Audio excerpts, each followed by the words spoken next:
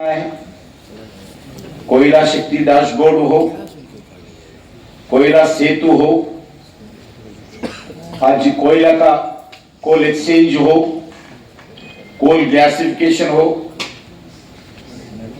Clone works का transparency के साथ एक्शन सिस्टम हो और इंडस्ट्रियल का न्यू टेक्नोलॉजी हो, माइन क्लोजर एक्टिविटी हो, integrated command and control system के माध्यम से माइनिंग लॉजिस्टिक और सेफ्टी हो, रियल टाइम माइनिंग हो, हम अलग अलग सेक्टर पर भारत में कोलिंग और माइनिंग पर हम आगे बढ़ रहे हैं। प्राइवेट इन्वेस्टमेंट में ये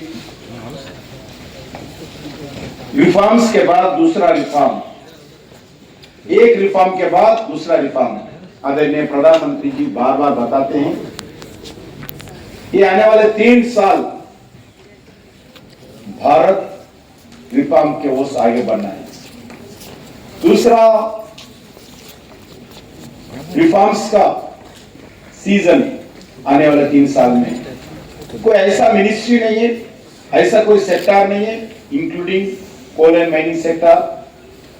रिफॉर्म्स के द्वारा ही हम दुनिया का एक विश्व गुरु बन सकते हैं। रिफॉर्म्स का द्वारा ही हम 2047 का जो विकसित भारत का लक्ष्य लगाया, लक्ष्य को हम पहुंच सकते हैं। इसीलिए आदरणीय प्रधानमंत्री जी लगातार रिफॉर्म्स के द्वारा ही इजी ऑफ डूइंग बिजनेस कर सकते हैं। इसके कारण इंडिया का कोल प्रोडक्शन आज 1 बिलियन टन के पार हुआ पहली बार इस साल। दूसरा, Bharat second largest coal producer है। भारत दुनिया का सेकंड लार्जेस्ट कोल कंज्यूमर है। Bharat second largest coal mine Bharat में है।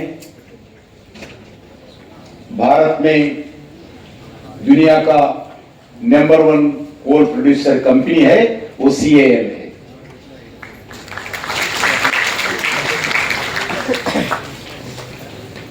मित्रों, artificial intelligence, internet of things, GPS, drones और प्रिडिक्टिव सिस्टम्स माइनिंग गवर्नेंस को डेटा ड्रिवन और प्रोएक्टिव बनाने के लिए हम पूरा कमिटमेंट के साथ काम कर रहे हैं। आज भारत में अभी आपका डायरेक्टर अभी भी बताए थे, प्रेजेंटेशन में भी, वीडियो में भी देखिए, क्रिटिकल मिनरल मिशन की शुरुआत के बाद एक बड़ा स्ट्रैटेजिक अपॉर्चुनिटी भारत में है।